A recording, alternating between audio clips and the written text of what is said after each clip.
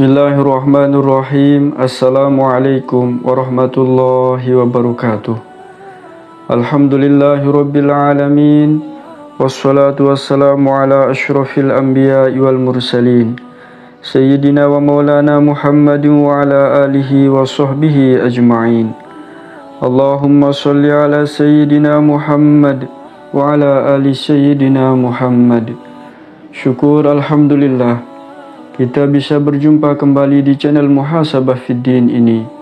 Semoga perjumpaan kita ini dicatat sebagai amal ibadah dan diberkahi oleh Allah Subhanahu wa Ta'ala.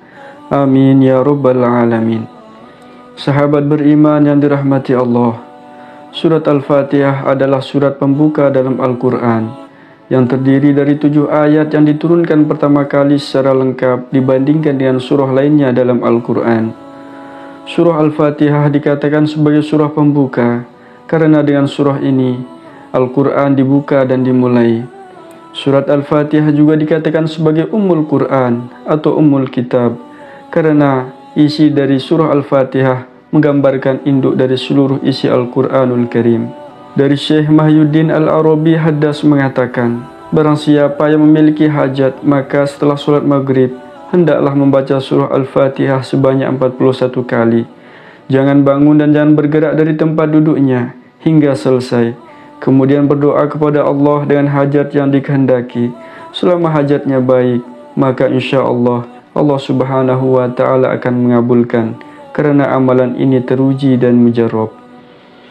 Lalu, apa saja keajaiban dan akibat membaca surah Al-Fatihah? Yang pertama adalah dilancarkan rezeki oleh Allah Subhanahu wa Ta'ala.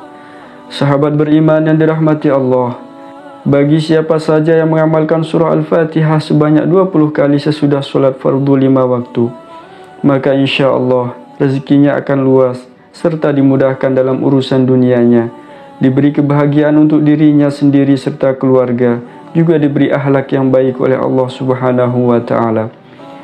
Yang kedua, akan diselamatkan di dunia dan akhirat. Barang siapa umat muslim yang membaca surah Al-Fatihah, Al-Ikhlas, Al-Falaq dan An-Nas sebanyak 3 kali, maka akan diselamatkan tidak hanya di dunia, melainkan juga akan diselamatkan di akhirat oleh Allah Subhanahu wa Ta'ala. Yang ketiga, meninggikan derajat dan mudah untuk melunaskan hutang.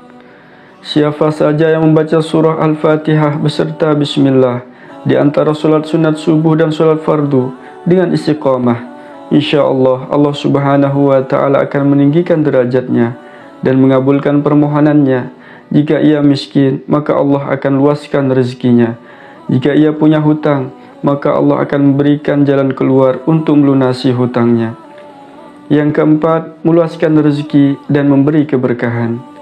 Barang siapa yang mengamalkan surat Al-Fatihah sebanyak 20 kali setiap selesai solat 5 waktu, maka Allah akan meluaskan rezekinya dan menjadikan baik akhlaknya dan memudahkan segala urusannya dan menghilangkan kesusahannya. Yang kelima, dibukakan pintu rezeki. Barang siapa yang baca surah Al-Fatihah ini di sepertiga malam akhir sebanyak 41 kali, maka Allah Subhanahu wa Ta'ala akan membukakan pintu rezeki dan akan memudahkan segala urusannya. Yang keenam, dikabulkan hajat yang baik. Jika kita senantiasa membaca surah Al-Fatihah sebanyak 100 kali setiap hari, insya Allah hajat-hajat yang baik akan dikabulkan oleh Allah Subhanahu wa Ta'ala. Dari Syekh Muhyiddin Ibnul Arabi di dalam kitab Qaddasahullahu Sirrahu dijelaskan, siapa saja yang punya maksud hajat maka sebaiknya ia membaca surat Al-Fatihah sebanyak 40 kali sehabis solat maghrib dan sunnahnya. Setelah itu panjatkan doa permohonan hajatnya kepada Allah Subhanahu wa Ta'ala. Yang ketujuh, akan disembuhkan dari penyakit. Sahabat beriman yang dirahmati Allah, setiap rasa sakit yang dirasakan oleh manusia sejatinya itu dari Allah Subhanahu wa Ta'ala untuk menguji seberapa besar keimanan dan kesabaran hambanya.